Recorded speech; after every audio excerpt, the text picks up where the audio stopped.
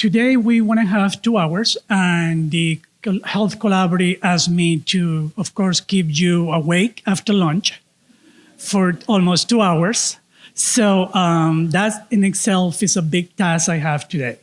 So I hope I can accomplish that. I'm not going to dance, but hopefully. But I want to really invite you guys to really participate, to have like an open mind, an invitation to really engage in the conversation, to have that opportunity to do so. So when I ask the questions, I'm also a clinician social worker, so I know how to work with silence, but working with silence in 2 hours is hard, right? So please, when I ask a question, just jump in, okay?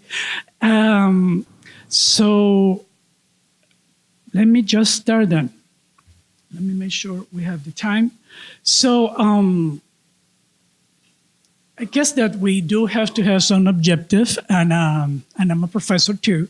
So these are the objectives for today, so that you guys can get your CEUs, social worker, nurses, and everybody else. So we are going to discuss the concept of cultural humility and cultural competency, and cultural equity. We also want to recognize how bias is human and it actually impacts all part of our life. Understand how unconscious bias actually work and impact our life and the healthcare system in particular, and how we can identify tools that can adequately recognize and acknowledge when we observe instances of unconscious bias, either with our coworkers, with our patients, our colleagues, and what is our responsibility. So I hope that we can accomplish that today. All right? Are you guys ready? Yeah. All right. So, since we want to talk about cultural humility and cultural competence, I just want to start with the concept of culture. Can you guys still hear me? Because it's hard for me to stick to that thing. So I like this concept of culture because it's really the concept of shared learning meanings and behavior that are transmitted from within a social activity for purposes of promoting individual, societal, and adjustment to grow and develop, right? It's very encompassing. So culture is very complex, right? Given what actually takes and encompasses in order to understand it. So cultural competence in particular, and probably some of you are already very familiar with this, right? It has three main components, right? One is self-awareness, and this is, oh yeah, it's a good. So one is self-awareness. How much do you learn about yourself and know about yourself in terms of culture? The other part is knowledge. What do you know about others? Awareness, right? What are the things that you know from them? And then how do you bridge the skills in order to make those learnings and knowledge relevant? So one of the things that cultural competence has is that it has to be a continuous process of striving to provide services effectively within the client's cultural context. So taking the definition of culture and seeing where the client is actually immersed in, part of what we need to do is how do we learn from that culture perspective in ways that ours doesn't get in the way, right?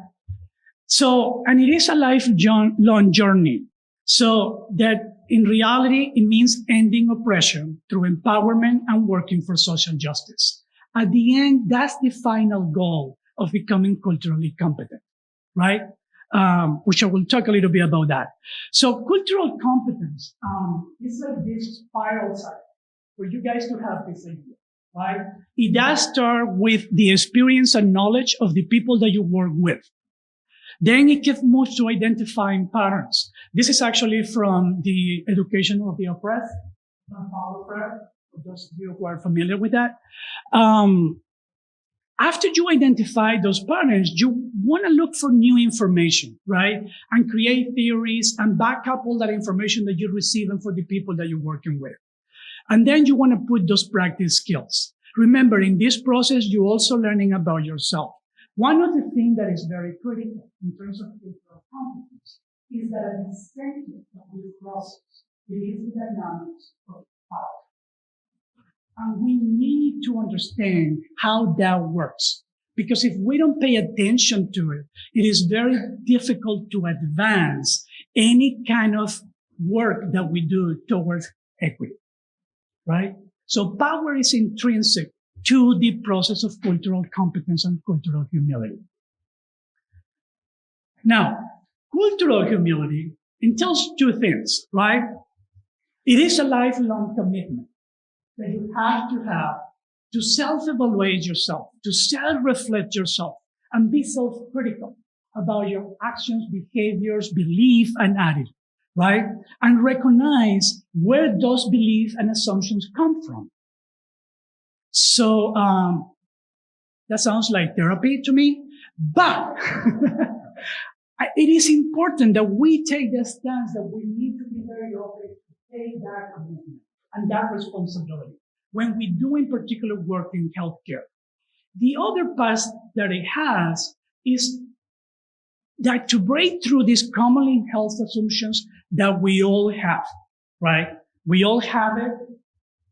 I have it, and I've been doing this work for more than 20 some years. But it is important that we continue to become conscious about what our assumptions are and what kind of stereotypes that can get in the way of really to becoming competent and sensitive to somebody else's culture. And keep this in mind, because this is going to help us for the next work that we want to do this afternoon. Okay? Is to break through commonly held assumptions and stereotypes that can get in the way of being competent or sensitive in another culture. In other words, right? Humility is not thinking less of yourself, but it's thinking of yourself less. All right? Particularly when you're working with different populations. Take that ego out and take that knowledge and compartmentalize that so that you can really listen to the people that you're working with. And it has two main components, cultural humility. It has curiosity, but it has also this non-knowing stance. Usually us as a professional, we've been constantly educated with this idea that we need to demonstrate how much do we know, our knowledge. The whole system of education works like that. Forget it about testing, right? All these tests that we have. So it's always about building knowledge. The thing that cultural humility has is, well, all that knowledge, you have to put it to sleep first. It's about a place from which you can really be present in that moment to listen with the person that you're working with. And this could be actually your coworker, your patient, right? The administrator, the leadership of the institution, anybody. Right? The thing is that sometimes our life is so busy that, and we make it also busy. We are responsible a little bit for that too, right? That we forget to be present in the moment to be able to come from that. And the implications that that have is that it really create meaningful dialogue between you and the person that you relate with, right? And that's an important word, to be meaningful to you, right? As a health worker, or to the client who you're working with. Now, of course, this means then that we need to move into the diversity, right? How do we then start seeing people if we want to stand and kind of like put on, in a parking lot or compartmentalize all these ideas and knowledge that we have about people? And this is where diversity actually takes in. Now, diversity encompasses many dimensions. We tend to look for the ones that we actually see in people, right? Race, gender, and gender is not even as clear anymore, right? The more that we learn, and thanks to queer theory, but some are more visible than others. There is a lot of the stuff that we don't actually see, that it makes that person's experience, that person's background to be relevant to that person. And sometimes we take just the visible and become the whole person. And we're missing a lot, right? As people working in the healthcare field. So what is underneath, it could be language, it could be value system. I have to learn all about the military when I was with the School of Social Work here in San Antonio, because there was a lot of military wives in the program. And I didn't know how that culture even worked, right? So there is a lot: religion, belief, geographic location, place of origin. But one thing that I want to bring back to it is the diversity. For the sake of diversity doesn't help anyone either if we don't have inclusion. Now, we're not going to be about what inclusion is, right? But you remember, when we having these experiences with people, when we encounter in these interpersonal relationships with diverse people, if we don't have inclusion, that diversity can go out of the door, right? So diversity is not enough. And because it's this tapestry of different things that all we are, and it's almost like a puzzle, and it's sometimes hard to get, right? Now, I want to use this metaphor, right? Diversity for me is that you get invited to the party. You get your invitation, and they tell you on Saturday you have a party. Now, inclusion for me is, can you actually be invited to dance when you get there? Right? Can you do it? But I want to go beyond that.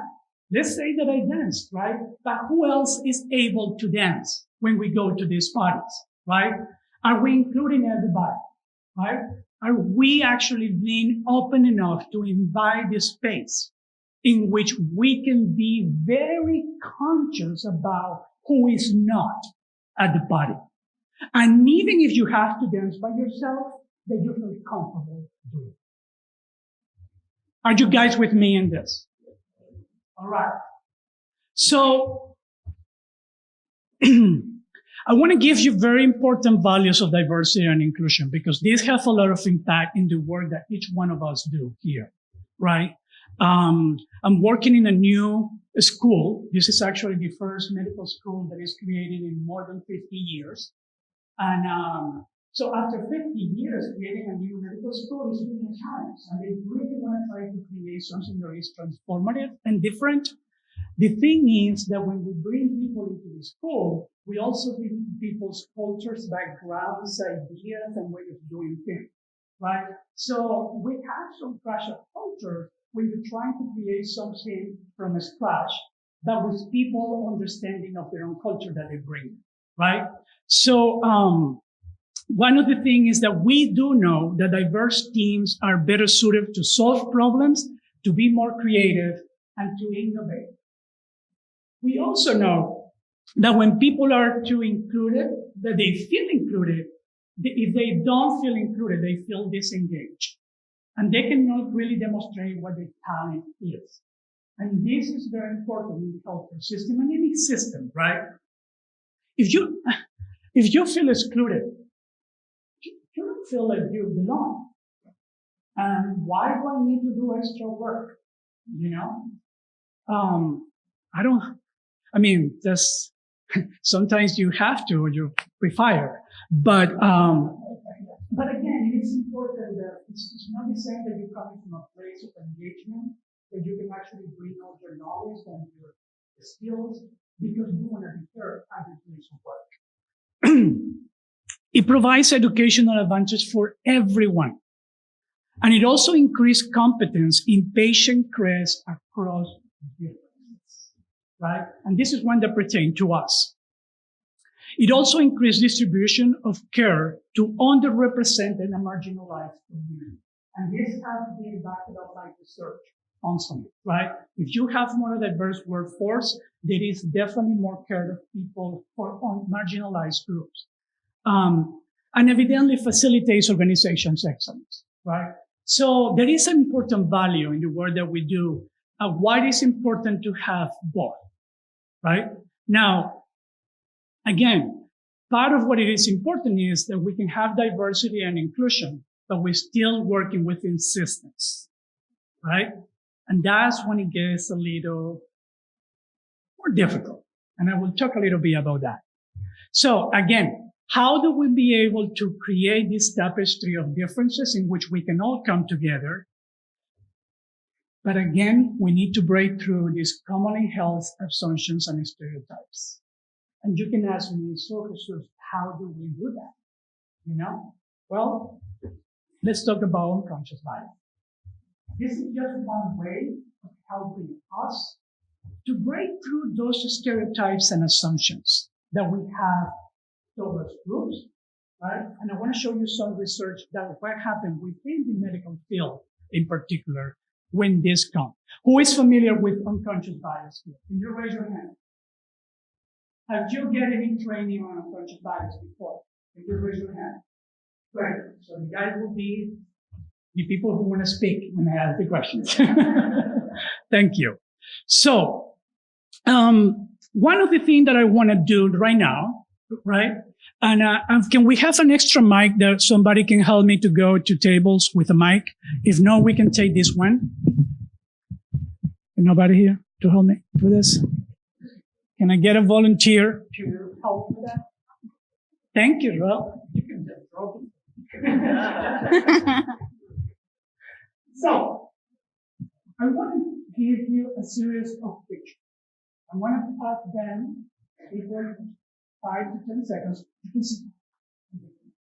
And I want you to check honestly the experience, your judgment, your reaction to this picture. Please be honest. If anything else, please be honest. Okay? Are you guys ready? Okay, go.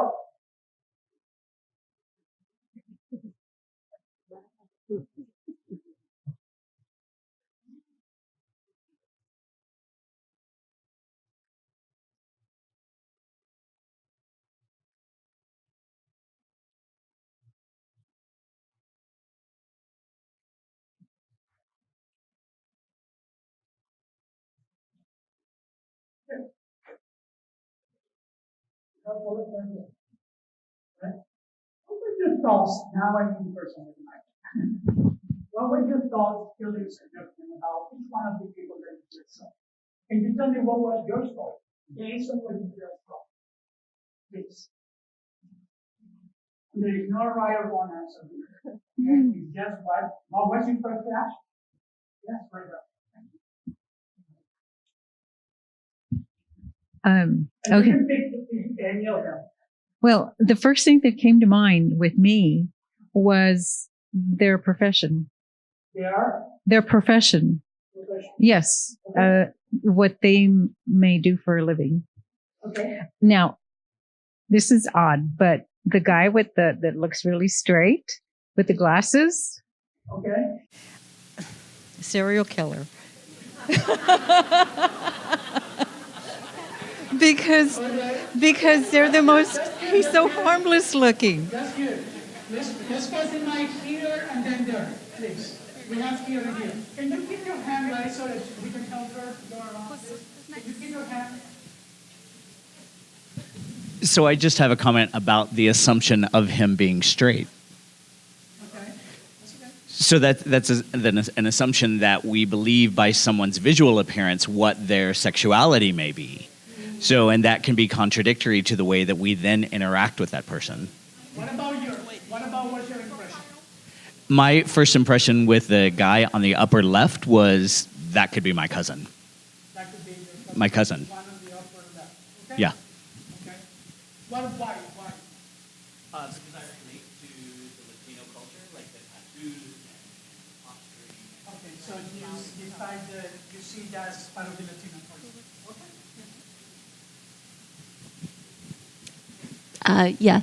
Also, the top left, I didn't see him as Latino. I saw him as white, but I saw him as a chef because I used to work in restaurants, and I know a lot of people like that are like tatted up and they look kind of gangster, but they're like chef gangsters. So. Anybody? We have one person here. Anybody else? I just want to clarify. Did you, the lady in the back, were you talking about the upper or bottom left?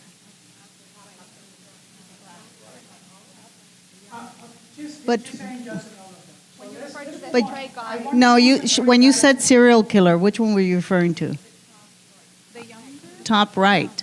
The way. Okay, I was actually, the first thought that crossed my mind when I saw that picture, the top right, is white privilege.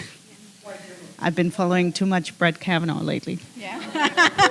I know one here and then one.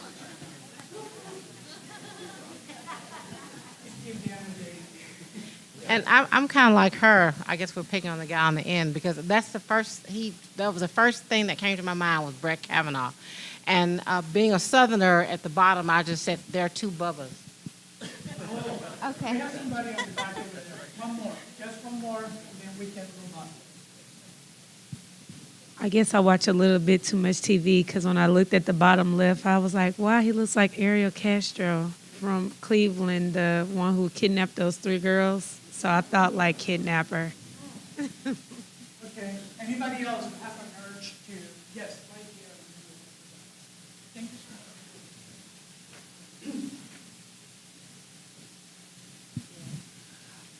When I saw, since we're commenting on, a lot of comment on the top right, when I saw that initially I thought doctor, not serial killer, but doctor. A doctor. But part of that would be the inherent bias in me that's conditioned me to see, white males in professional positions. And by the way, my other bias, when I saw the black girl, I thought beauty queen. You saw what? I saw beauty queen. Beauty queen. All right. All right. Thank you, guys. Thank you for sharing. Do you have one more thing? Sure. Yes. I just want to say that it's interesting when you hear certain perceptions of people that look like serial killers. Really what you're saying is those people look scary to me, and yet in the news and in the media, we hear about, especially with police violence, we hear about black men looking scary, black men being scary to the rest of the population, when in reality we don't talk about the fact that white people look scary too to other people. Let's, I have some numbers about statistics, but people are not sure. Okay. So, who actually are the greatest question? So I guess that I want to give you just a very brief introduction, and I want you to check your reaction, particularly in each one of them, what you initially thought and actually who they are, right? And even if you don't share with the entire group, I want you guys to pay attention to your own reactions to it, okay? This is actually John Furman, right? He is the mayor of Patrick. And this is a very tiny county in Pennsylvania. And he went to Harvard. And he came back to really do economic development. And he's right now like very known speakers about how economic development for very dilapidated neighborhoods, right? He is white. and the two on his arm is actually the zip code from where he's from. And he's a mayor of. Then you have Chiva Patil, even though she looks very kind of warmth and kind of like a mama for us. She's a very strong woman at the same time, right? She's an economist and an attorney and the first president of India, right? The first woman who was president of India from 2007 to 2012. And then you have Philip Marcos, who is actually the president, right? I think that's actually about the university too. Yep.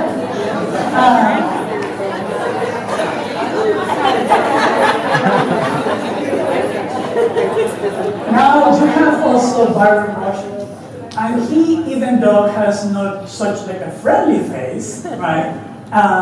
He's actually one of the people that is so committed in Massachusetts as a House of Representatives to really environmental justice and healthcare business. And finally, Tamika Cross. She's kind of like a beauty queen within the field of medicine after what happened with her in a Delta airline plane, right? Somebody was having a heart attack and they asked for a doctor. And she actually said, I'm a doctor. And the flight attendants didn't pay attention to her. They went to this physical therapist guy, who was a white guy, and went to him to help the person, right? He wasn't able to do anything, and they went back to her. And it's interesting that they asking her where you graduated from, how long ago you graduated, where do you actually work as a physician before she can actually touch the person. And this is the flight attendant, right? She is right now the OBGYN and is in Houston, UT Health Houston. And these two guys here, right? It's actually like a very happy gay couple.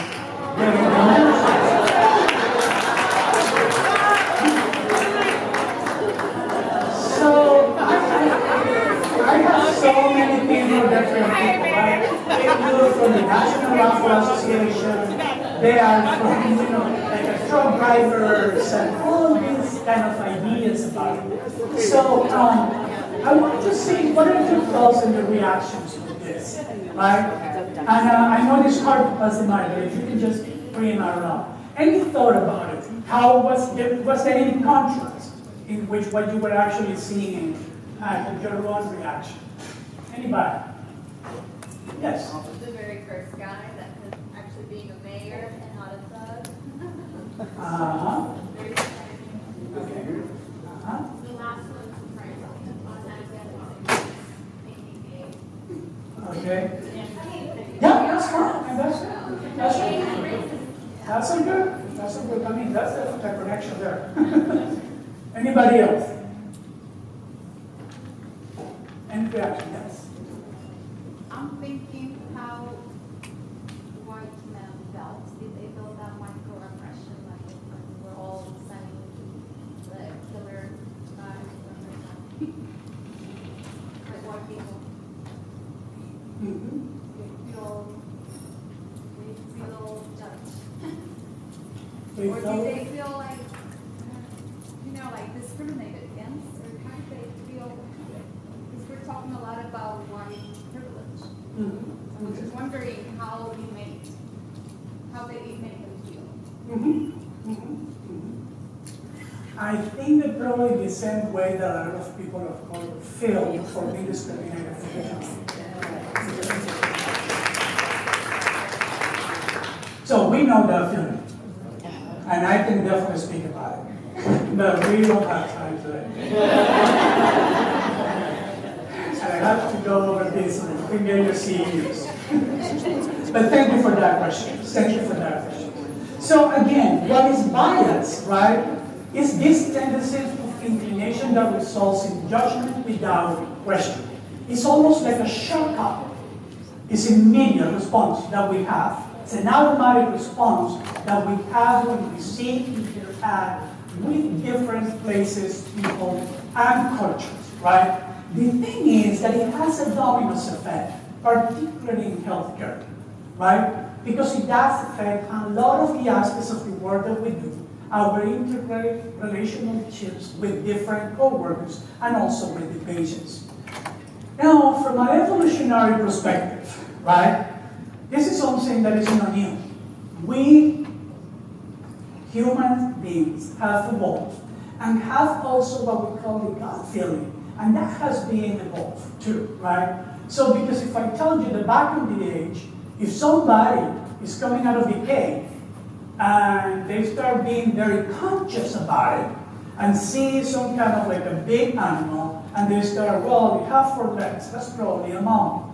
And it has very sharp teeth, that's probably a predator. By the time that you do that whole analysis, you will end up like this, right? So again, unconscious bias, it could be positive, but it could be also negative. It could also help us in very dangerous situations, right? In order to survive. Like when you go into the parking lot, and you're always aware, right, of what happened in your surroundings. So now, unconscious bias, one of the things is that these mental associations without awareness, without intention, and without control. However, it is important that this sometimes conflict with our conscious ideas, behaviors, and intentions. Right? Now, there is also there is actually 2 types of conscious bias, right? We have conscious and unconscious, the explicit and implicit. We want to talk today about the unconscious one But I don't want to disregard the conscious one, because the conscious one is that one that serves to really overtly discriminate people because they're different, right? And that's the one that we definitely, I mean, I actually have another slide here that have a lot of the tweets throughout the last 2 years, and I decided to take it off because I didn't want that energy in this room today. But again, I just want to make sure that we remember there is also the overt kind of conscious bias that we have that bring us to really describe and see people differently as whoever it is making them that they're better than, right? So, who has been in Times Square, New York? All right.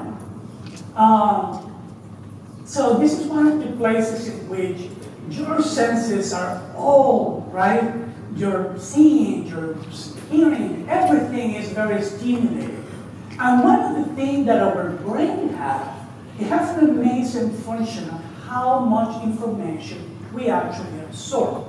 In fact, we absorb about 11 million pieces of information in almost a second. 11 million. That's a lot of information, right? So, how much do you think that we are able to process? 5 million, 5,000, 500, 50 pieces only? What? 50? What else? ¿Quién da más? 5. Oh, wow. I don't even have that number yet. 5 million? Okay, it's actually only 50 pieces, right? So our brain, in a matter of seconds, can absorb everything around it, almost 11 million pieces. And we are only conscious or absorb or process around 40 to 50 pieces of that. So what that really means is that 99.99996% is unconscious. And this is information that we have without processing. Very scary, right? And what we usually do is that part that we are conscious about, we're really careful to utilize to do problem solving, to do a lot of decision making, and create novelty and innovation, right? So the thing is that this unconscious really affect different aspects of what we interact in those different identity dimensions that I was talking at the beginning. Race and ethnicity, sex, gender identity, disability, education, personality, and you go on and on, right? The thing is that that information gives us a worldview, right? The lenses through which we see and we interact with the world. And this is very important, right? So, now, where do we get this information? What is the first place in which you start getting information in the world? From who? From our parents, our family, right? That's the first place, right? They almost decide, they decide pretty much everything for you, right? So we start getting our religion, our education, our access to information to that. Now, media also is a big factor in this, right? Where do we get this information from? And more lately, more even from social media. So all of this really, I want to put this in context now. In the US context, an important aspect of how do we get also information around the world has to do with our history, particularly around race, and race constructions and race formation, right? If you guys see here, can you guys see on the back? Yes? So this is really a very simple kind of like chronological line of the many years. The one on red is almost 300 years, right, of slavery. Then we have like 100 years of Jim Crow. And we really have only 53 years after the Civil Rights Movement. So if you start thinking from an evolutionary perspective, right, in the US, in the countries in the US, this is something that is very important. How much history and the information that we have inherent throughout the years, it also impacts the information in how we see the world. Okay? I have a short video here. Some of you probably have seen it, but I think it really exemplifies this sound. Hopefully the volume will be works.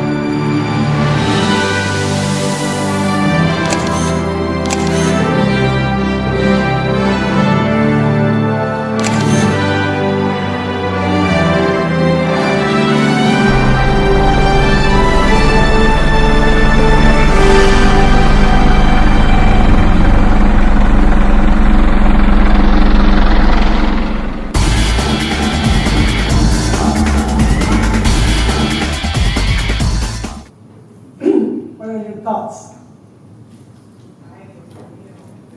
Ay, Dios mío. Let's breathe. Yes.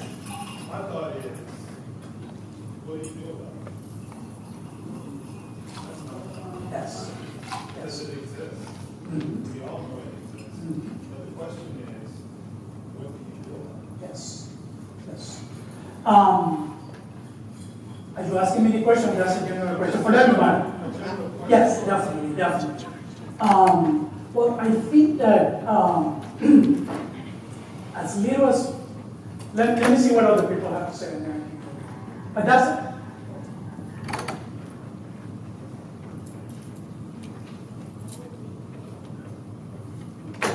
yes.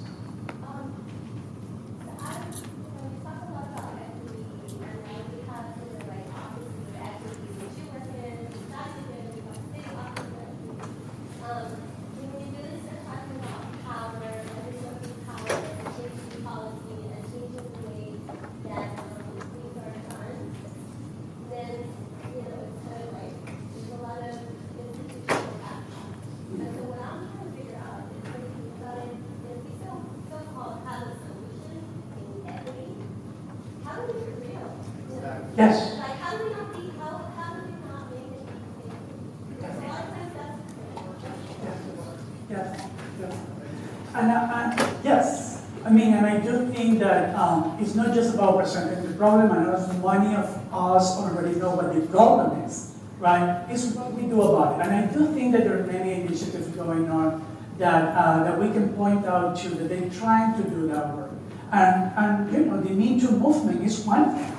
You know, so and within institutions, I mean, the Delta School is really trying to experiment to this idea of having, you know, an Office of Diversity, Equity, and Inclusion. But it does, in fact, you know, is this? We even have questions: is this something that is a lip service, or is also we want to do something different here, right? And that's what I'm excited, because it seems to be the openness to try to figure out what it is that we do to change. Yes. My hand kind of got tired. I'm sorry. But this is where we come to educate your families about what's going on, and always tell them what's happening in the world, and let them not go out running from the world, because it happens. And it's going to happen, it's going to keep on happening until the world becomes peaceful to die. And so it's always a way to go about and we try to change people. The first thing when somebody sees something different than them, they always want to examine it, they want to experience. Why are they so different? Why they look like that and stuff like that? And so that happens.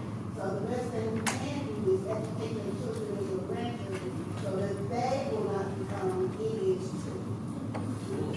Thank you, Anna. Yes, right. I mean, we can start, and that's what I was saying, that it's a small efforts that we can do ourselves and start with us, right? In how do we educate others and how we educate ourselves too, right? In the process, so that we don't commit those stupid things as well.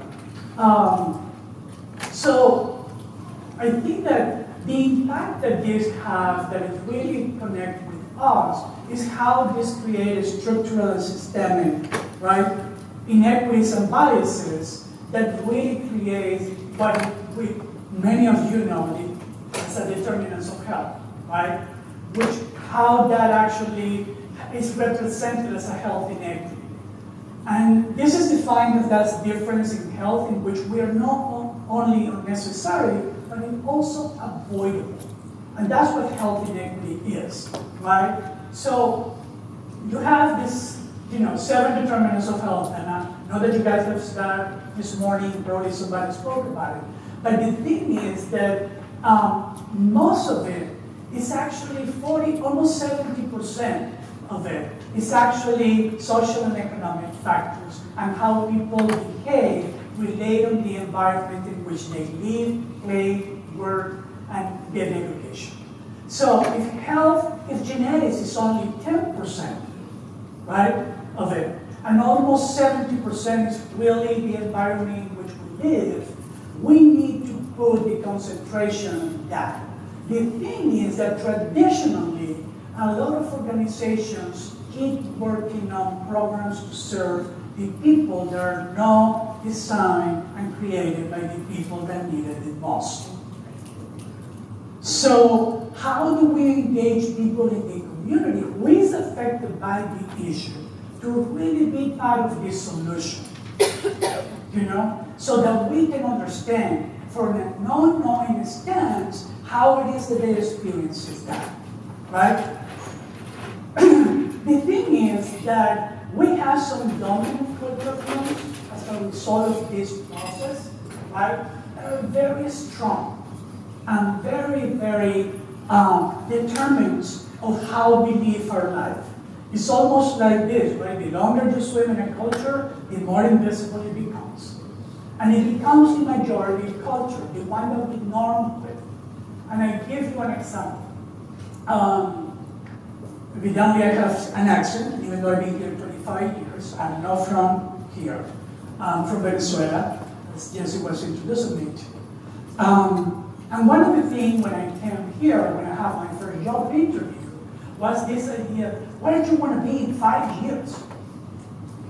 And I was like, what do you mean? Can I get this job now? You know?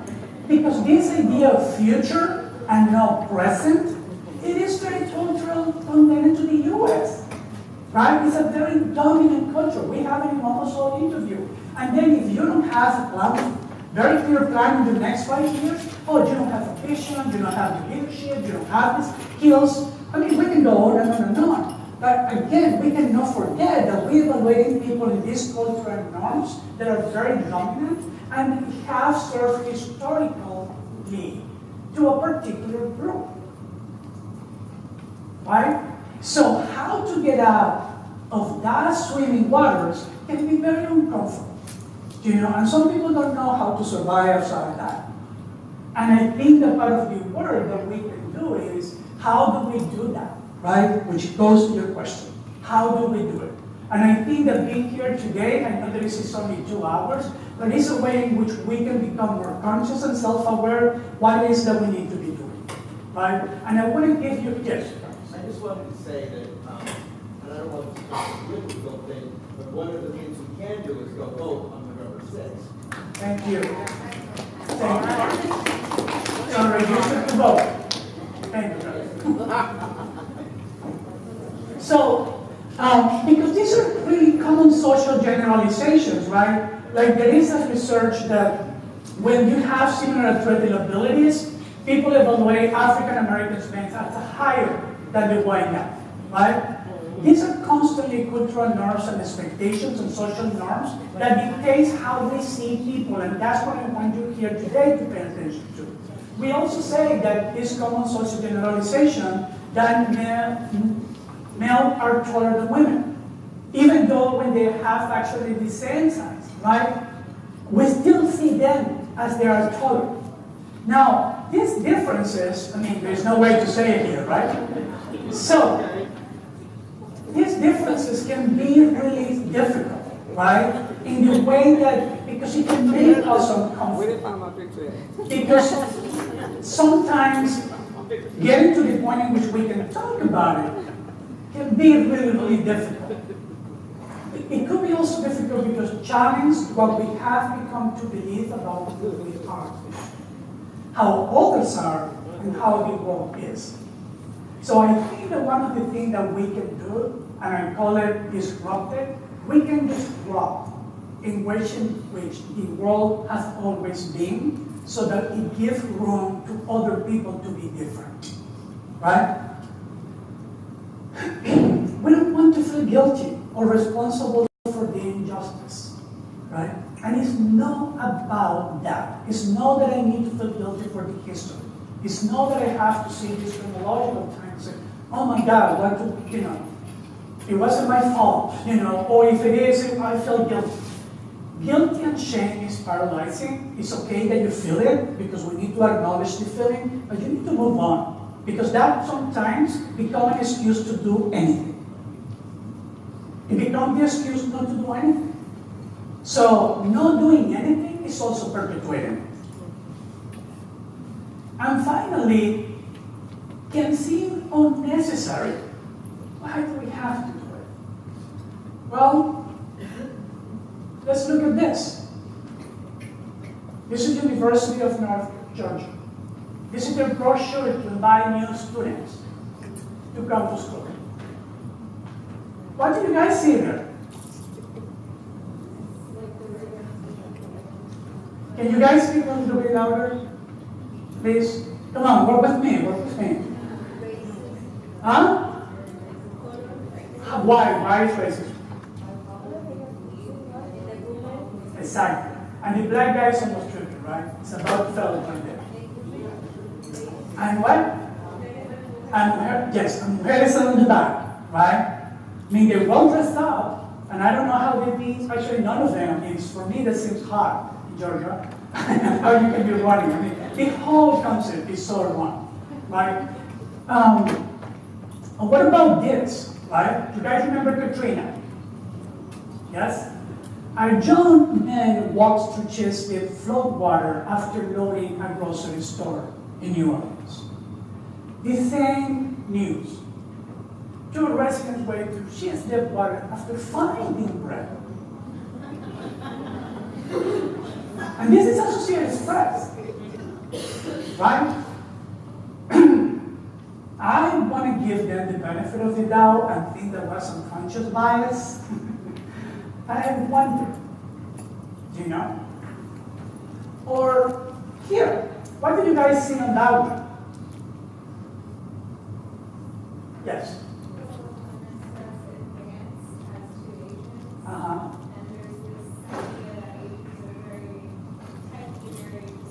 Smart. Yes. What else do you guys see?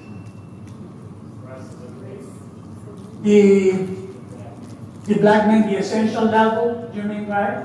The essential level, yes. Huh? The Asian with the advanced, the white couple is actually the intermediate level, I believe, right? Introduction. And then the essential one is the two black guys. What else do you guys see there? Who is not there? Latina? Okay. Who else is not there? Do you guys see couples in most of them? Black women are not there. And do you see the setting in which the other two couples are?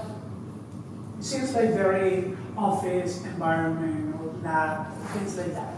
The two black guys are at the park, which I actually personally like better. But, right? So again, and actually this was 2013, that wasn't too long ago, when Microsoft Office. The one here?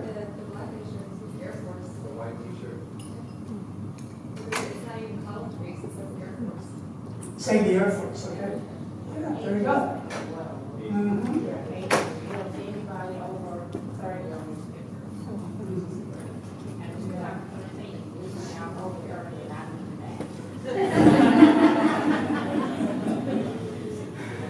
But again, right? The thing is, and I have, well, they didn't have any kind of diversity group on the media that can help them and tell them this. Well, they probably could, right? But again, it goes back to this idea of power. Do you have actually can challenge the power enough if on the team you have your boss involved? Can you really say something about it, right? Because these days, advertisement, this costs a lot of money, actually. They have to take down this like 3 or 4 days after, right? Because all people, that's right. And this continued happening. Are you guys familiar with this one? Right? This was 2018, right? In which Dove became from the brown black to the white. This was actually 2015, right? In the before and after. And this is not, this idea of whitening is very old, right? This is from the 1800s, in which there was a lot of advertisement with this idea of how we can, whiten people. So, all this, how plays out in our work environment, okay? So, there is a lot of research that tells us that unconscious bias affect perversely in our daily interactions, in our hiring, in our evaluation, and in patient care. Are you guys familiar with microaggressions? I think that somebody that mentioned that, right? We're good, so I'm gonna go quick on that one because they're very subtle. Unconscious bias has a lot to do with how people engage in them, because people sometimes don't know that they're incurring in that, and it's very difficult to confront people on it, right? But it really creates a hostile work environment. because the person on the receiving end, who is the one affected by it, constantly is accumulating, because you have a cumulative effect that is really affecting the work environment. You know, because people feel frustrated. Should I tell, if I tell, it's a 2020, right? Should I tell the person, and then the person, oh, but that doesn't matter. I mean, it happened with me in the School of Social Work. I have this student that came to me, and she was a white woman, and she said, wow, you sound really smart. And I look at her like what, like a should be, or like what kind of level of smartness are you talking about? You know? And even though in the School of Social Work, where we feel that we can actually have those conversations, it was hard to have those conversations because people go immediately into defensiveness, right?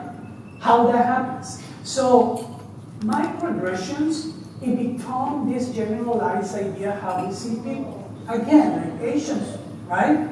And one of the things is that the Asian community is really tired of using their intelligence as a way to identify them as a group. In fact, they are actually called the model minority, you know? Which, in terms of societal, it has a lot of weight for them. Or, oh, why do you sound white? What is the other need really here that was happening? I mean, what are they really saying? Yes?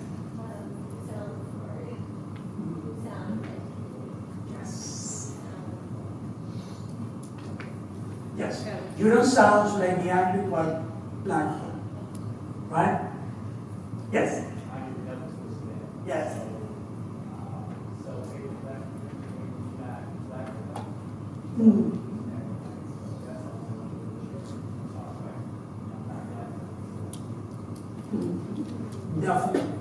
Definitely. Yes.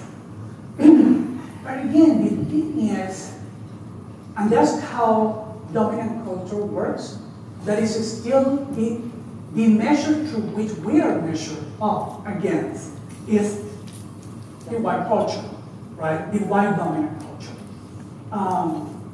And that's why cultural community and cultural competence is so important for everybody else, because maintaining the same system is not helping. We know the results of health disparities, particularly among people of color, right?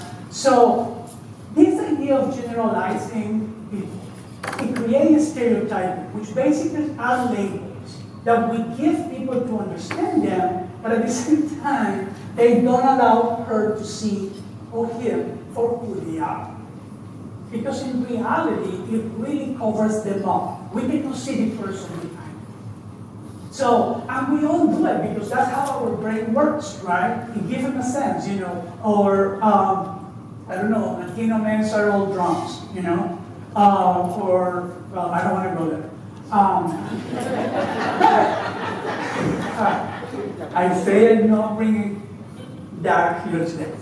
So, but stereotyping goes all across, right? Just because you're in a Trump rally, that means that you're racist? No, right? But it goes across all of those lines. So bias has an important impact, particularly in patient care. And I want to give you some research to give you guys a sense of how it works in our industry and our work. In a study of obese patients, medical students actually recommended, because of their own bias towards people who were obese, their negative stereotypes, they have this idea that the patient has less adherence than the person who is not overweight. Right? And sometimes you hear the conversation that, oh, he's not worried about it. Don't worry about it. Right? Also, racial disparities in management of children with appendicitis in emergency rooms, in which black children with appendicitis are less likely to receive opioid medication than white children. Probably we wonder what happened right now with the opioid crisis that we have over there. And this is also for adults. Yes? From my experience, I work in the emergency room. Mhm. So what I see quite often is that Black and Hispanic patients come in with severe dental pain are less likely to use something like Tylenol or 3. They'll give Aspirin, ibuprofen. and just say, oh, I'm like, but that person is in extreme pain. It's like, no, they're probably like drug seekers, and then that's how it's actually done. I see quite a bit. I want to show you another study that is very interesting. Continuing with the weight one, this was almost 23 MDs, right? And found that showed a strong implicit bias against overweight people, and it was actually, for men, was stronger than women. And of course, those MDs who were thin was also even stronger. But this is very interesting, connected to what you're saying, right? This was the pain assessment treatment recommendations. And the false belief about biological. These are actually medical students, okay, and residents. And they actually believe that compared to whites, blacks age more slowly, they have less sensitive nerve endings, they actually have smaller brains, have thicker skin, and have a stronger immune system. So based on those beliefs and those biases, that's how those behaviors then become the results that we have, right? This one, right, recommendation for cardiac catheterization. Men and whites were significantly more likely to be referred than women and blacks. So it's not only on the medical institutions, okay? This happens across, and I want to give you just 3 cases in which it gives us a sense of how biases plays out. This is a study about the best orchestras in the US, best A orchestras. They were almost 98% men, no women. And they were questioned about it. So they say, well, let's do blind auditions. Let's put a curtains just to see what happens. After that, it didn't change. It's still, it went down a little bit, 96% continued to be men. So one of the things that they realized is that the moment that women were coming into the audition, because they have high heels, they still were able to recognize it. So they decided to do it barefoot. And the percentage of women who got higher in Philharmonics went up 25%. Tell me about bias. And currently it's about 35%. This is a very interesting one too, which is competence versus likability. And women have this struggle constantly. This was actually the study of an entrepreneur, right? These were people going to ask for money to these financial investors. And they got the CV identical, right? The only thing was, it was Haiti voicing and Howard voicing. And the people who were evaluated to see if they gave the money, they thought that Haiti was selfish and not the type of person you want to work with. However, the man, Howard, was seen some more like a leader type, like a person that you can work with, right? Because again, in this environment, men tend to be more direct, more selfish. The funny thing here is that the CV, the curriculum, was actually Haiti's. They just changed the name of Howard. So one of the things that we see in work and in research and in groups, right, is demonstrate that when men and women work together in tasks, women are given less credit for a successful outcome. And if they made a smaller contribution, and if they made a mistake, they're very easy to blame. So I want you guys to think about this, because one of the things that happens is who is in your leadership. One of the studies that demonstrated was that the association that we have with what is a good manager or a good leader is actually relates 71% what it means to be a man, and only 10% with women. So when we're looking for leaders, people think that, well, and we can see it, right? All the CEOs. There are more Davis in the US as CEOs than women. There's only 4.25 women as CEOs in the United States. Davis is like 475%. Right? So, and this go on and on. So, this is actually a study that was very interesting. They did resume, same characteristics, same qualities. The only thing that they did, they put white-sounding name versus black-sounding name. And a black-sounding name resume, white-sounding name resume got a phone call after reviewing 10 of them. A black-sounding name resume got a phone call after 15 resume. So that's almost 50% difference on the probability of who gets being called to an interview. Again, this is another study to gel. Men are more likely to hire the men, pay them higher salary, and think them more worthy of mentoring. And you can tell me, well, Jesus, okay. Yes?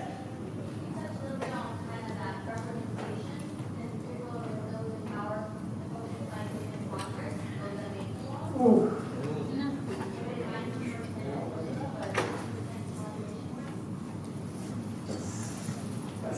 I mean, that's always, I actually used to have better statistics who represent the people who make the law in the US. Our Congress, and it had increased the number of women, right? But again, it was still majority white men, right? Which kind of the old boy club.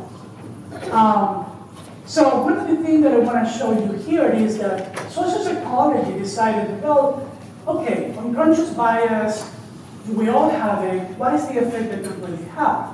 Where they actually created a fictitious company, right? And they say, we want to have a difference of only 1%, in which we evaluate men from 0 to 101 on the performance evaluation, and we actually evaluate women from 0 to 100. So at the beginning, this was the industry, 50% men and women throughout all the levels. They did this. They have also attrition, so if people get fired, they calculated that the person who was underneath level will go up based on those evaluations, 1 versus 100. And then after 20 permutations of this was the result, right? Women also only represent 35% at the highest level of the organization. And yes, of course, no, we don't have like a 1% bias only. And this is a fictitious company, but what it tells us is that the continued perpetuation of bias in places of work, it has an impact on how the place of work looks like. I want to skip this one. There was also another, this was a mission for medical students, and they did a lot of unconscious bias work. And from 2012 to 2011, the number of underrepresented minority increased from 70% to 20%. Any thought that you guys have before we continue? I know that this is not too, uplifting. But I think that this is part of the reality that we face in our workplace, And one of the things that I will show you later is like diverse workforces are so important to move organization forward. Even if you like it or not, by 2040, this will be a people of color country. I'm sorry. Right? It is what it is. Not that I'm sorry, I'm kind of like, ironically sorry about it. Yeah. So, any thought before I get going? Yeah.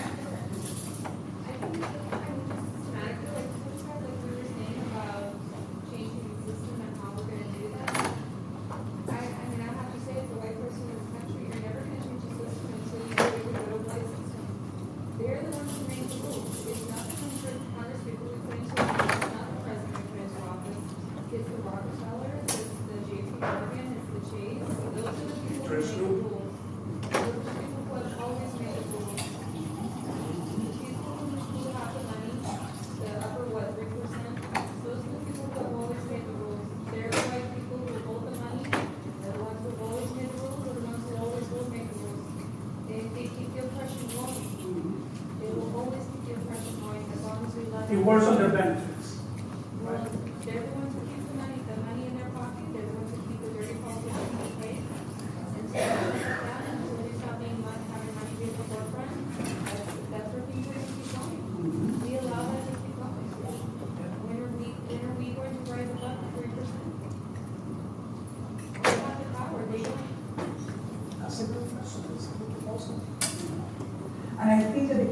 start with what it is that each one of us are doing. You know? And of course, one person cannot do it all. But collectively, we can do a lot. And, but start small. I mean, again, this is only 53 years in the civil rights movement, right? I want to think so. I want to think so. I'm not going there. I'm not going there today. You know? But again, right? I mean, I do think that there is also a lot of power in the social movement that has demonstrated to us how to make change. We can see it in the LGBT movement. When in heaven people thought that people in the same-sex attraction marriage, right? So, I mean, again, yes. Yeah, hopefully we are.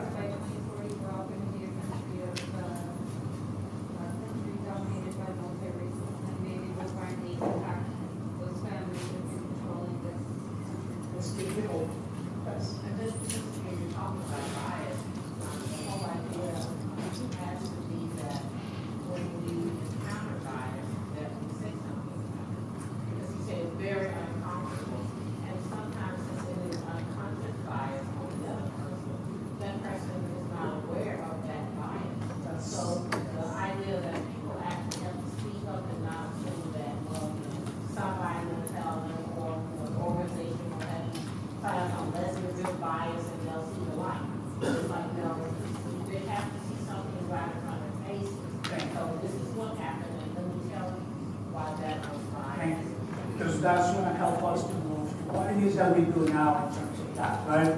Are you guys familiar with the Implicit Association test? Have you heard about it? The Implicit Association test was actually done out of Massachusetts, Harvard University. So I want to do an exercise with you, right? I want to give you some words. You want to see them. And I want you to scream so that we all wake up. What is the first word that comes to mind when you see that word? Okay? Are you guys with me? Yes. You ready? Okay. Corrupt? That's what I heard. Okay.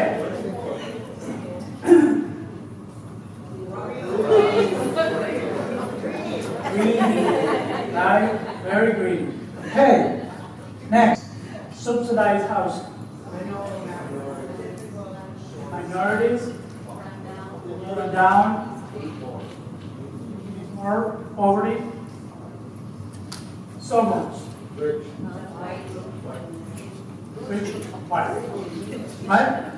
So again, this is an immediate association, implicit association that we have work. Now, if I have told you from the beginning, right, hey guys, I used to work for the government, right? And now I moved into the corporate world because it was paying me more. As a child, I grew up in standardized housing, subsidized housing, and now I live in the suburbs, right? You already have an idea of who I was, even before I started talking. So what the implicit association tests is a tool, it's only a tool that helped us to really, it was introduced in 1998, and is measured to see how we can measure implicit bias. There is a lot of controversy about it, but it's a good tool to help us to see what it is that we stand. And it is a really measure is the time, giving different options, right? That you have categories to see how do you make those implicit bias in reference to gender and race and many others, right? And it's been relatively resistant to social disability concerns. So this is how it looks when you go to the website, and you can choose any of them, right? One of the things that, and then we'll give you some of the results. You can choose disability, race, age, science, etc. And this is kind of how it looks, right? It gives you the two words and then the association with that. This is the one about race. This is the one about fat and thin people. Actually, I did this one, and I came out with moderate preference for people who are thin. and I need to look into that because I do try to pay too much attention to body image, I guess. Working on it. And then all early on. And this is kind of what it has demonstrated, right? That 76% in terms of gender more readily associate males with career and females with family. And this is across gender, right? Men and women. The 70% are more readily associated male with science and female with the arts. I have doctors who have done this, and they actually struggle to the fact that they have preference to see men as on the arts instead of science. And they're doctors by themselves. In terms of race, 75% have an implicit preference for white people over black people. And in terms of disability, 76% have an implicit bias or preference for able-bodied people. So I have these questions that we didn't. So what it is that we want to do to address this unconscious bias, right? So 6 ways to mitigate it is, first, you have to recognize that you have it, first and foremost, right? Then you have to develop the capacity to flashlight yourself. And what I mean is to interrupt the judgment that you're making in that immediate second, right? For that, you need to be aware, right? The other thing is practice constructive uncertainty. Kind of you remember the no-knowing stance? Try to practice that. Listen to people to see what it is that they have to say about themselves rather than assuming, right? In order to create a diagnosis, in order to create a treatment plan, in order to do whatever, just listen to the patient. And then you have to explore the awkwardness and the discomfort of the conversation, right? Engage with people that look different than you, and finally get some feedback. So I guess that what I'm saying here is you have to have a very active role in how do we interrupt biases. Because as Ms. Lady was saying here, which I don't see her name, you know, how do you call your colleagues in, right, instead of calling them out?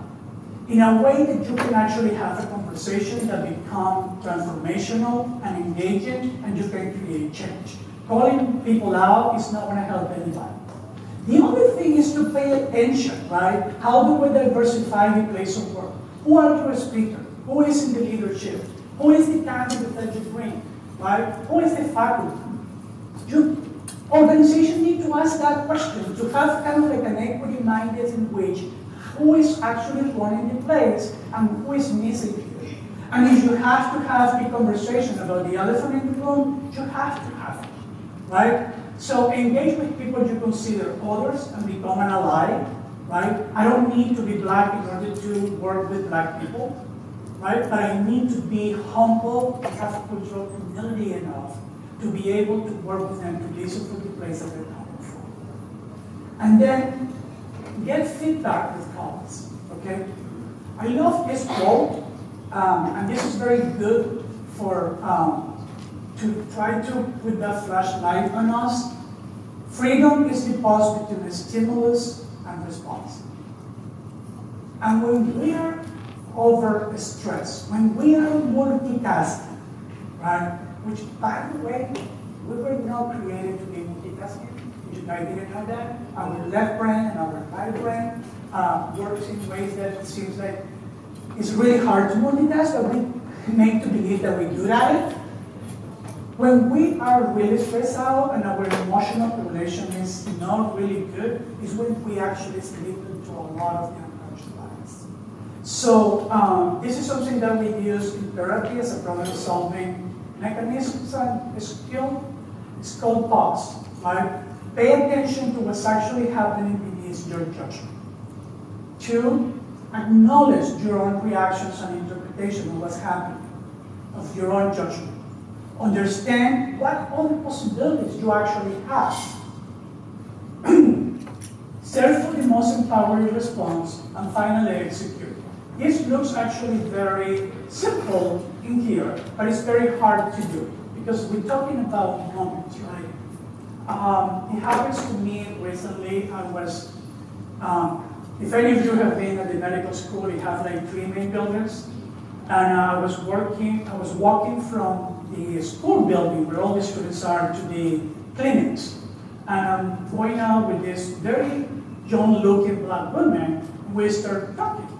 And I said, hey, so what year student are you here at the lab? And she looked at me and she said, I'm actually one of the doctors. And I said, shh, trágame tierra, right? I was like, I'm here. So I've been doing this work for 24 years, and I still make this kind of mistakes, right? So, but at the moment, I was like, what do I say next, right? And all of this is happening at the same time, and you keep walking, and it's awkward. You say, if I don't say anything, that's going to be awkward. You still have to walk, like, probably, I don't know how many, less than half a mile, but still we have to work together. So I really kind of went into very, trying to be understanding what it is the judgment that it comes. And I say, hey, I'm sorry. I can no imagine what it would be for you to deal with this constantly with your patients every single day. And she said, amen. Right? So, and that was a way for us to start talking more about how she actually felt at that night. And she's working right now with us in the Office of Diversity and Inclusion. So, again, guys, a diverse and inclusive workforce demonstrates that people are 1.12 more discretionary effort, almost 1.20 times likely to intend to stay in that organization, almost 1.5% times more collaboration among teams, and almost 1.42 times greater for team commitment. So, in brief, it's not just about getting diversity in. It's also about realizing the full value of people when they are actually in. And remember, this is a process that has to take into consideration the power at the center. And it is a constant process that will provide some learning, and this is a journey. It's not a 2-hour training in which we always have to engage and continue believing in it, that we are in the right direction so that we can make the changes necessary to change the structure that we live in, we work in, and we play. So that we can continue to work toward development of policies programs that benefit diverse clients, changing the processes, structures, and practices of oppression, social, economic injustice, and violation of human rights. Thank you.